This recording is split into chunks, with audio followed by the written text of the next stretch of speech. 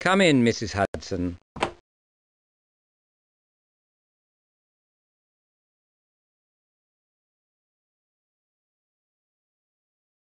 Preparations are complete for your reception at apartments at Kensington. You are expected to dispose of this note, F.C. A bit melodramatic, but I'm sure you may accommodate him. I understand his reluctance to make this an official matter. Reluctance would be an understatement, I think.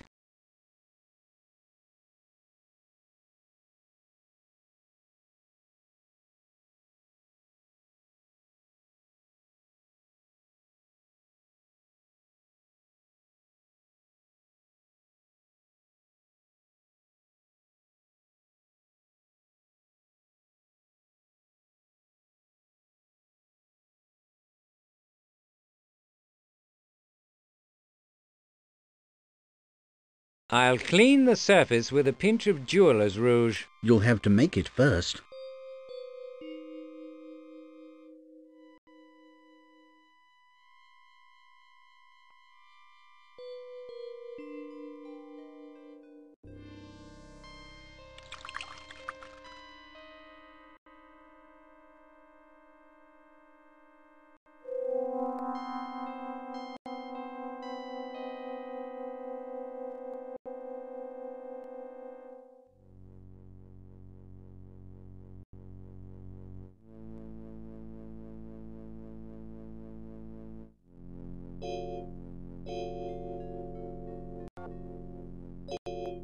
The jeweller's mark should be legible.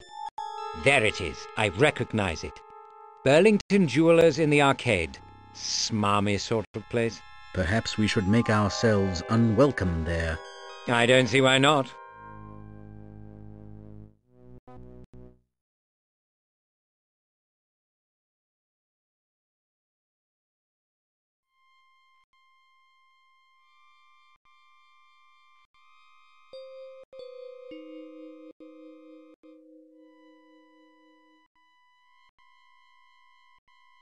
Come along, Watson. The game's afoot. Quite so, Holmes.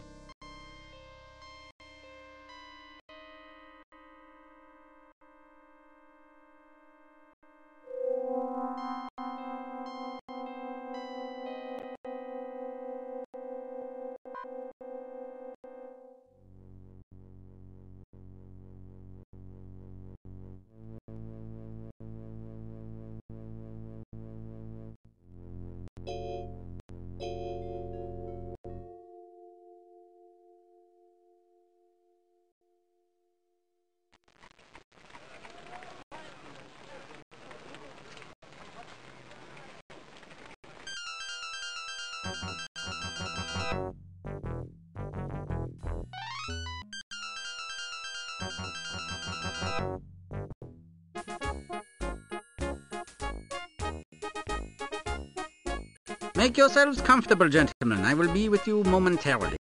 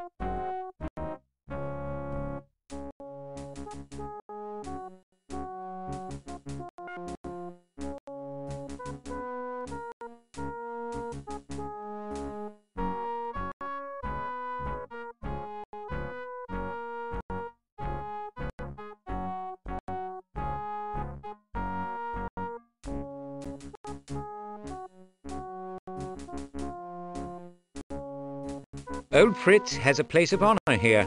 It appears to be an honest likeness. What was Frederick to Wilhelm II? Great-uncle to his grandfather. By all accounts, the most illustrious commander of his age, notwithstanding the fact that expediency was his first and only political principle. I read he was cold, snuff-stained, secretive, and excessively cerebral. Not precisely the role model one might wish for the new emperor. The image does not inspire confidence among foreigners. Nevertheless, he was a masterful combination of remarkable characteristics. He was not gratuitously dubbed the Great. Friend and foe found him so.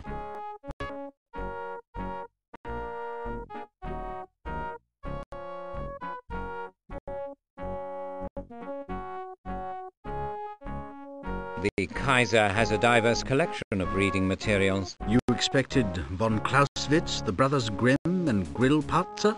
No, but the range of titles is impressive. You surprise me, Holmes. Anyone can have a library. The question is, does he read?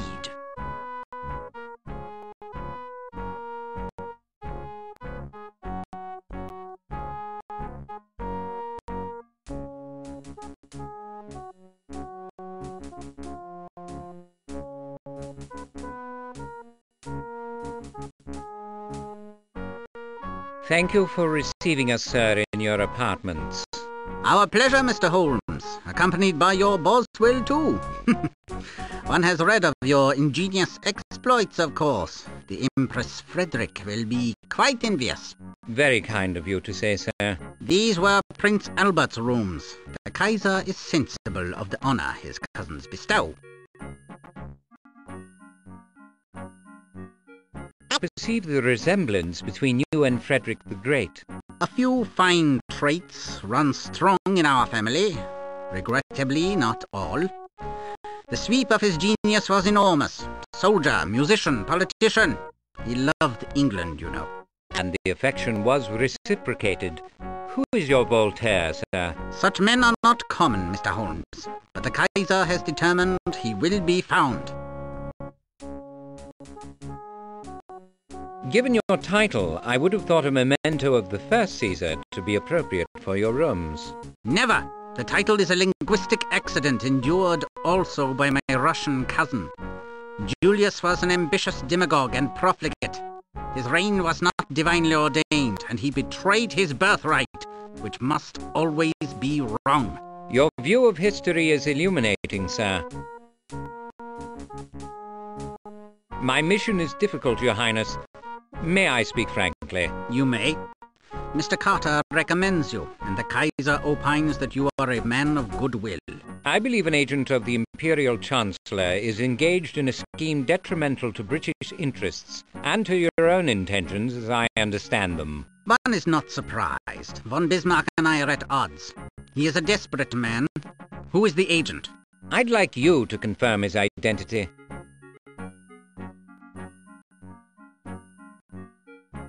The late prince engaged in many philanthropic activities. I believe he was generous with his time. And he understood the power of a photograph.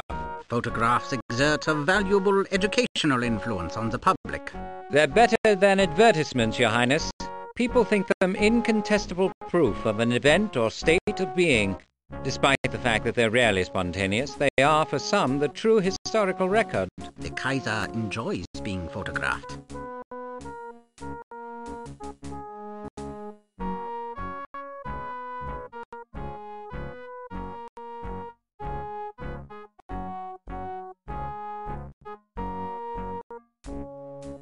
Please look at this and tell me if he strongly reminds you of someone.